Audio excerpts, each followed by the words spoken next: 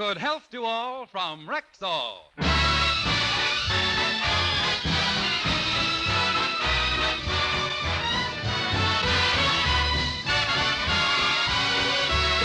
Yes, it's Sunday, time for the Phil Harris-Alice Faye Show, presented by the makers of Rexall Drug Products and your Rexall family druggist.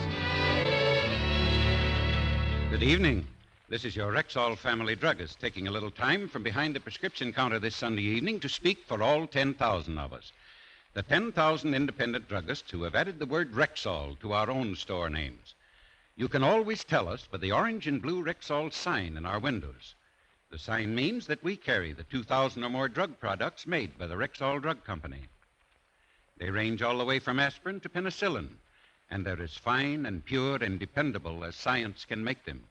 We independent druggists recommend them to our customers because we know you can depend on any drug product that bears the name Rexall. Good health to all from Rexall.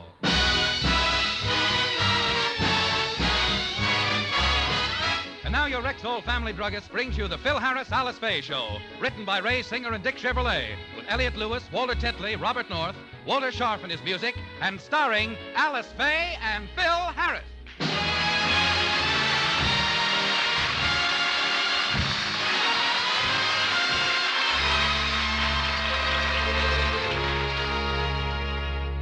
It's the day after Christmas, and the Harris family is gathered in the living room. Alice is watching the children play with their toys. William is checking over the gifts. And a puzzled Phil is examining the fireplace. I still don't understand it. Frankie and the kids said they saw him standing right here. I didn't see him, and yet I... Hey, kids! Are you sure you saw Santa Claus standing here? Of course we did, Daddy. He was standing right where you are when he ate the cookies and drank the glass of milk Uncle Frankie left on the mantel. Yeah, the cookies and milk were gone. Hey, Alice, did he ever return the glass?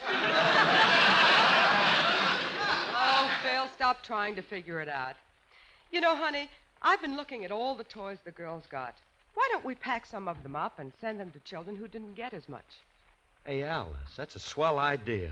Hey, kids. Yes, Daddy? Look, you girls got so many toys, we think you ought to take half of them and give them to other children. It'd make them very happy. Gee, Daddy, giving our toys to other kids is a wonderful idea, and it would make them very happy, except for one thing. What? We ain't gonna do it.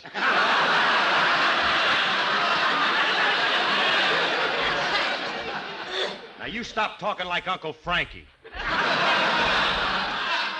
We ain't gonna do it. What do you mean we ain't gonna do it? Well, gee whiz, Daddy. We don't mind giving them away. But can't we play with them a little while? We just got them. Well, that's not the right attitude.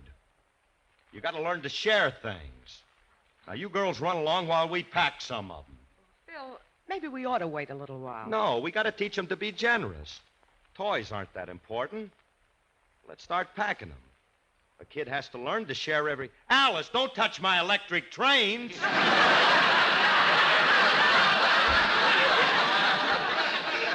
I was just packing them for some underprivileged father who didn't get a set for Christmas. We weren't talking about giving fathers' toys away. Just the kids. We got to teach them that the true spirit of Christmas is to share, and that it's better to give than to receive. Don't you agree, Willie? Willie? What are you figuring up there? Well, as your business manager, I'm taking inventory of your Christmas presents. Philip, you managed very badly. What do you mean? Well, you spent $342.73 on presents outgoing, and on presents incoming, you only received gifts valued at $325.22. In short, Yuletide has left you $17.51 in the red. Well, heavens to Betsy, I'm ruined. Don't stand there, Willie. File me a petition in bankruptcy. Get going. Holla help. Do something. Willie, there's a limit to being a bookkeeper. But does everything always have to balance? Well, I just happen to be a firm believer in equitable exchange. Yeah. You always have to get your money's worth. When Phyllis was born, you wanted us to have her appraised before we paid the doctor bill.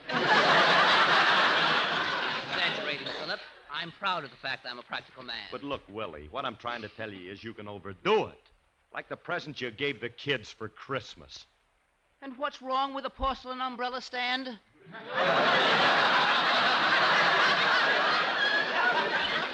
I think it's an excellent gift for a child. Oh, yes, no kid should be without a porcelain umbrella stand. That's a must. You and your gifts. Hey, Willie, by the way, what did you give that girl you're going with now? I mean, you know, that dame that works with you at the bookkeeping department at Rexall. I gave her a beautiful gift. A genuine green celluloid eye shade with cuffs to match. Oh, that lucky girl. That's as close to getting to heaven as anything I know. Yeah. She gave me a very nice gift, too. And Rexall was quite generous with me, too. They gave me a large bottle of Russian leather. That's a man's cologne, you know. I have some on now. How do I smell, Philip? Like a leathery Russian. It's a wonderful odor. Very masculine. Wait a minute. How come Willie got a present from Rexall and I didn't? Everybody on the show got something from Mr. Scott, but me. Sorry I went to the expense of sending him a present. I should have spent that extra money on Frankie. Well, I think you should have spent more money on Frankie. You didn't get him a very nice gift. Well, it was something he could use. What was it, Philip? Well, he's always admired my wavy hair. So I sent him a bottle of my special blended wave set. You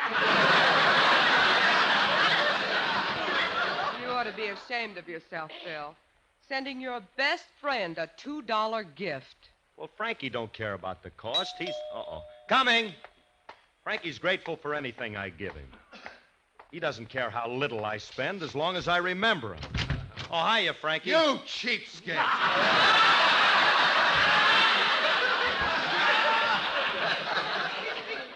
Frankie, what's the matter with you? A $2 Christmas present. Frankie. Shame on you. That's not the Christmas spirit. The important thing is that I gave you something. It's not the value of a gift. It's the thought behind it. It's just as easy to have an expensive thought as a cheap one.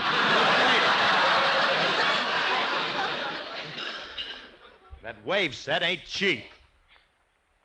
I get it for $2 a bottle only because I buy it in bulk. 2 tank cars at a time. Not only that, it has a wonderful odor. Did you smell the stuff? Yeah. Well, how'd you like it? If I didn't have a strong heart, the pull motor squad never would have revived me. Don't be so funny. I'll have you know that my hair preparation is made of some of the finest ingredients that money can buy. It contains imported lanolin with an Arabian coal tar base, the purest Italian olive oil, all of which is skillfully blended into an aromatic pomade. Well, la-di-da.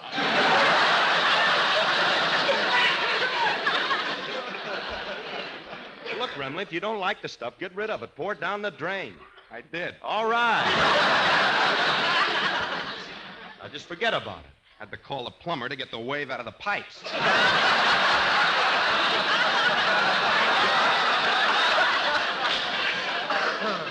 Look, Remley, forget it. My block has the only zigzag sewer in town. I'm glad I got some decent presents from other people. I got a swell gift for my girlfriend. Nice present from Mr. Scott of Rexall. And a beautiful... So you got nice presents for... Rexall? Mm-hmm. You got something from Rexall, too? Well, yeah. They sent me a magnum of Russian leather. I tried some. You know, it's wonderful stuff. Oh, you like it, huh? Much better than vodka.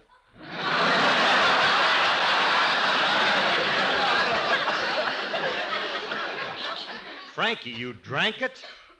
What do you expect me to do with it? Well, some people rub it on themselves. What a sneaky way to take a drink.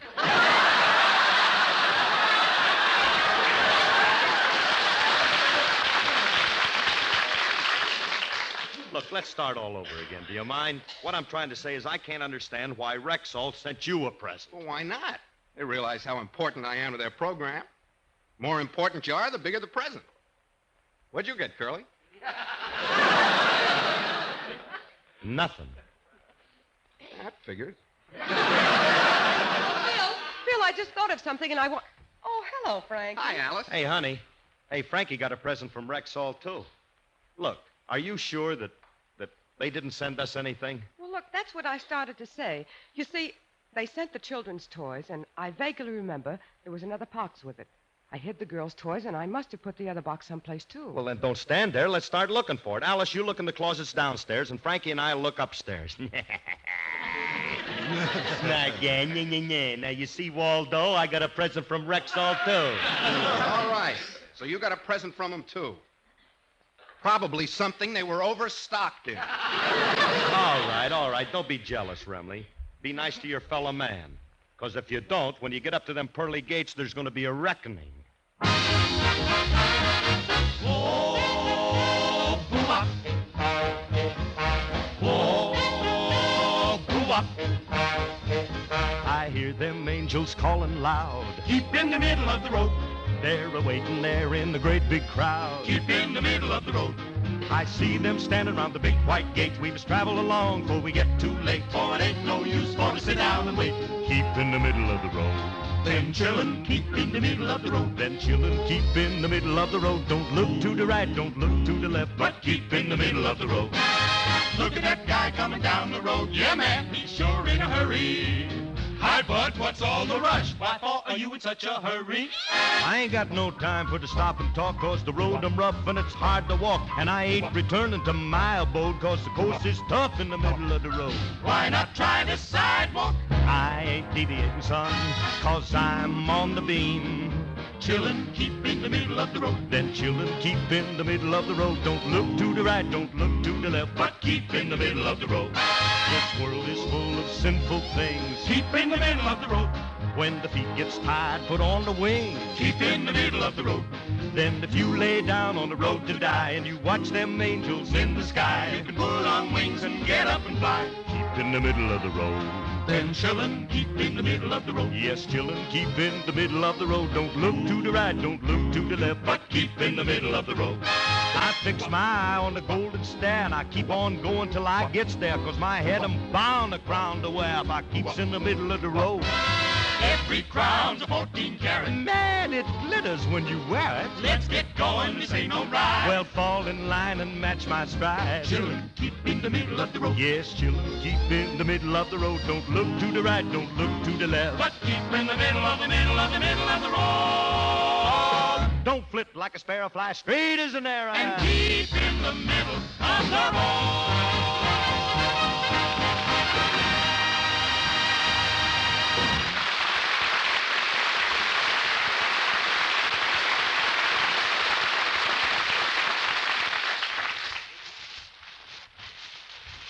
There. It's all packed, Alice. Gee, Phyllis, I'm glad we're giving one of our toys away to somebody else. Doesn't it make you feel good? No. But Mommy and Daddy want us to do it. It won't hurt to make the old folks happy. Hey, maybe we should give more than one toy away. Maybe we should... Hold it! Let's not go overboard, Myrtle.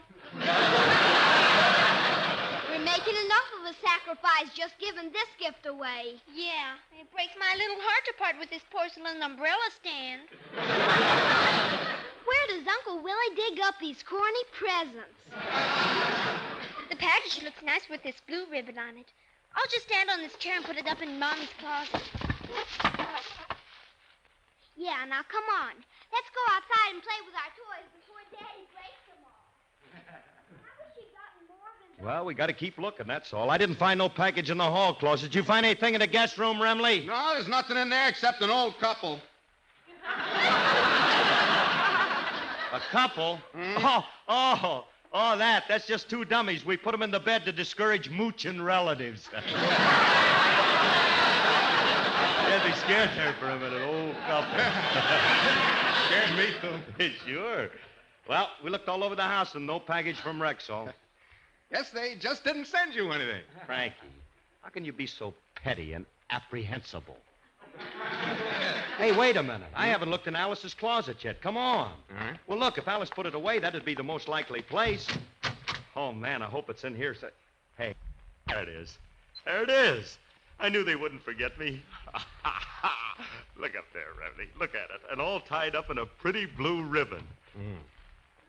My present came in a much bigger box. Come on. Now, come on, help me. I'll hand it down to you. Okay. If his present costs more than mine, I'll kill myself. Here you are, Frankie. Come on. Now handle it carefully. It might be breakable. Please, Curly, I know how to handle a package. Just give it to me.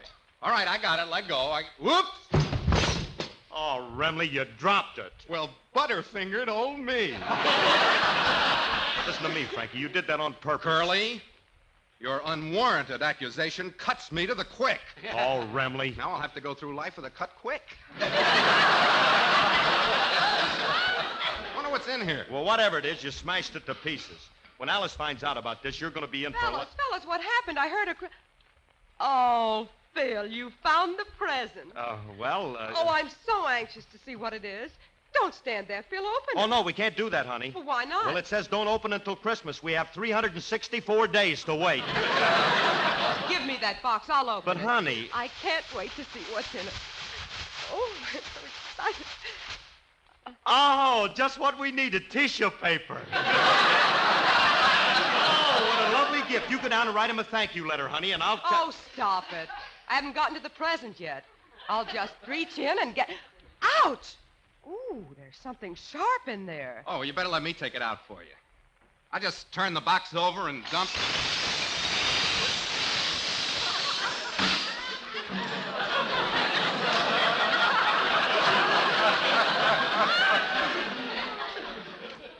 There's your present from Rexall, Alice. This? What is it? Well, honey, it's what we've always wanted, a genuine Dresden jigsaw puzzle. A jigsaw puzzle? That's what it is now. I wonder what it was before you dropped it, Curly. I didn't drop it. You did. Oh, so that's what the crash was. Oh, Frankie, how can you be so stupid? Hereditary.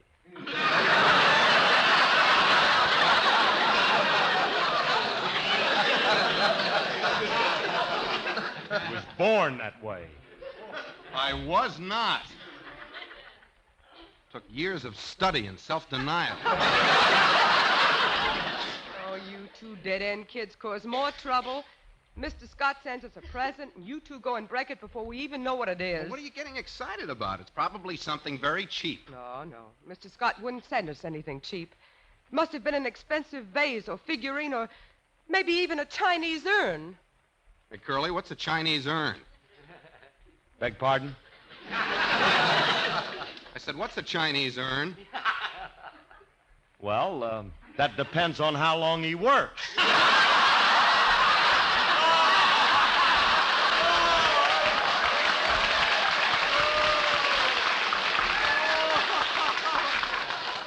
Hey, wait till I tell that one to Jackson. He'll move back to NBC.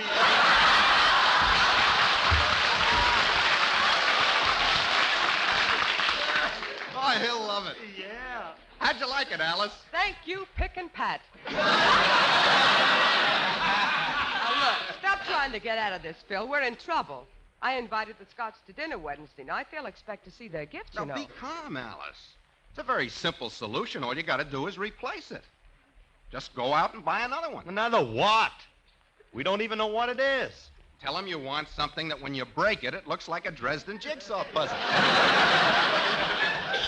Hey, Curly, what would you do without my brain? The same thing you're doing without it. Act like a moron. Always get me into trouble. Always have to listen to you. Always in trouble. A few weeks ago, I had a steer cut up, and you hooked me $120 for a frozen food locker when I could go anywhere in America and rent one for $20 a year or less.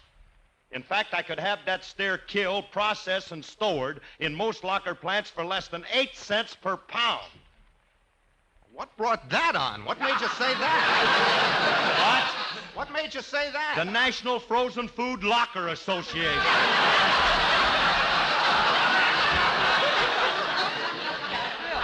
Phil, never mind that. We have to find out what Mr. Scott sent us so we can replace it. Yeah, but how are we going to find out? Clyde Scott's the only one who knows what he sent. Hey, Huh? I know. What? I'll call him and thank him for his gift, and then I'll keep fishing around until I found out what he sent us. All right, Phil, but be subtle. Don't let him know that we don't know what he sent us. Now, leave it on me.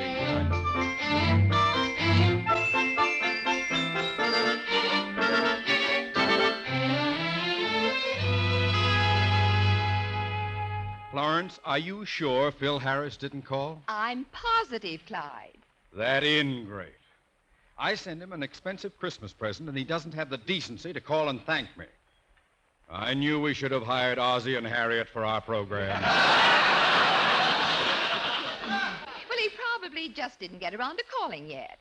Besides, dear, you didn't call to thank him for the present he sent you. I should thank him for that?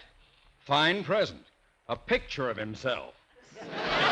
Of all the egotistical, conceited, self-centered... Now, control yourself, Clyde. I think his picture's rather cute. He's very attractive with his broad smile and gleaming white teeth. Attractive. It looks like sunrise over a picket fence. If you like his picture so much, why did you take it off the piano? I had to. The waves in his hair were making me seasick. Well, his face wasn't doing me any good either. Maybe they didn't like the gifts you sent them. Well, how could they help liking them? I sent Mrs. Harris a dozen pairs of the sheerest nylons, and I bought him an expensive shaving kit in a pigskin case. It's the most beautiful shaving kit I ever saw. And you think... I'll get it. Hello? Good health to all from Rexall.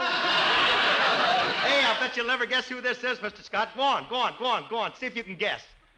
Oh, for heaven's sake. Who is it, dear? Old Corn Pone. He wants me to play guessing games with him. Come on. What's the matter, Mr. Scott? Can't you guess? Come on, try. Who am I? Hildegard? Oh, Scotty, you're a clip. It's not Hildegard. No, it's not Hildegard, but you're close. This is the incomparable Phil Harris. My, what a surprise.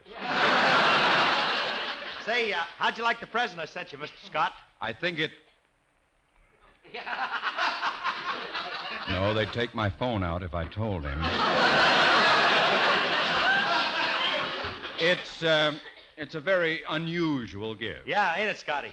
But it's nowhere near as unusual as the gift you sent me. That's such a beautiful, gorgeous, what do you call it again? Christmas present. Yeah. Hey, where'd you get it, Mr. Scott? I want to buy another one just like it. What do you want two of them for? Oh, well, you see, it's not for me. I want one for Alice. It's something she can really use.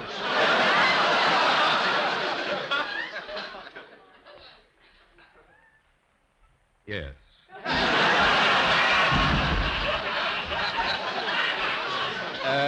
Excuse me a minute, Harris. What's wrong, dear?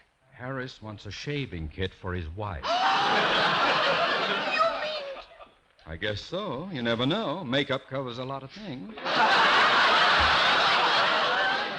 Mr. Harris, if your wife really needs one, you can buy it at any Rexall store. Goodbye. But Mr. Scott. Look, Mr. Scott, Oh, nuts, he hung up.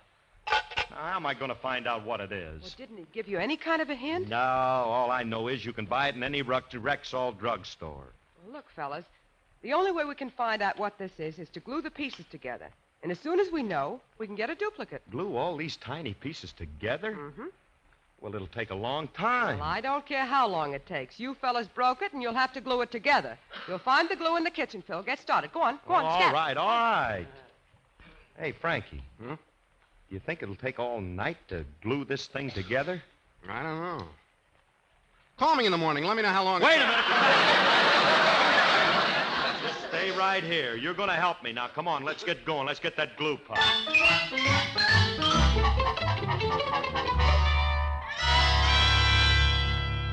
Hey, Curly, it's almost midnight. We've been at this thing for 4 hours.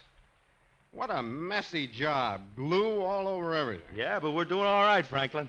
Hey, we got this thing almost finished. Yeah? You know, it's starting to look like it might be a vase or something. Well, how much longer do we have to hold this thing together? My arms are getting tired. Well, look at the glue. It looks hard now. Go ahead. You can let go to your side. Well, thank goodness. I'm...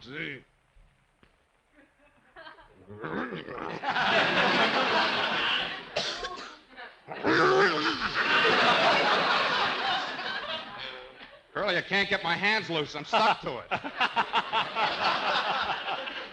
There's a guy gets himself stuck to a vase. Oh, Remley, when it comes to being a jerk, you're the champ. All right, stop laughing. Let go of your side and help me. Okay,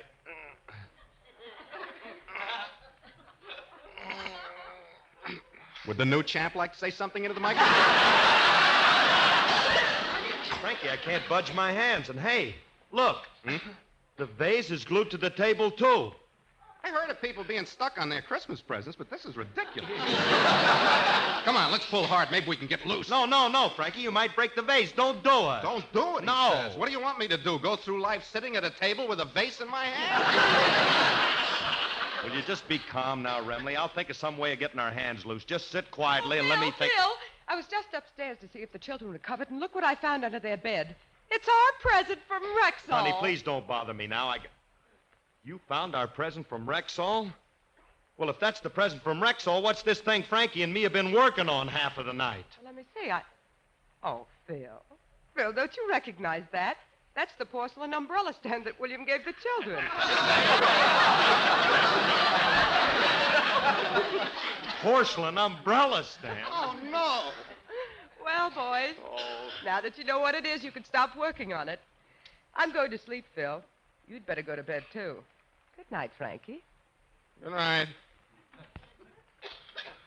Well, porcelain umbrella stand. Oh, no. Well, Remley, you better go home. I'm going to bed. Not without me, you aren't. What's the matter with you? You've forgotten we're both glued to this thing? Oh, yeah. Well, we'll just have to sleep 5 in a bed. 5? Yeah, you, me, the umbrella stand, and that old couple.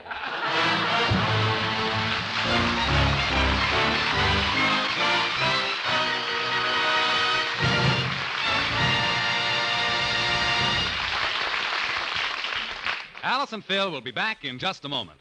Right now, here's a conversation that could have taken place in almost any home today. You know, Mary, with all the tummy aches and headaches the family's apt to get during the holidays, I'm glad I've got some good, reliable drug products in the medicine cabinet. Gee, Nancy, how do you decide which brand to buy? That's easy. I use Rexall. Why? Well, our family druggist first recommended Rexall, and I asked him the same thing. He told me... Ma'am, we'd be here till closing time if I tried to tell you all the reasons, but here's just one. Every one of the 2,000 or more drug products made by the Rexall Drug Company undergoes 5 basic quality checks before and during their manufacture. And during some of these 5 basic checks, as many as 10 separate tests are made. And this goes on and on from the time the raw material is received until the final product is packaged, labeled, and sent to our stores. That's one reason why we independent Rexall druggists tell you you can depend on any drug product that bears the name Rexall. Say, where do I find these products? Only at Rexall drugstores. Just look for the orange and blue Rexall sign in the window. Good health to all from Rexall.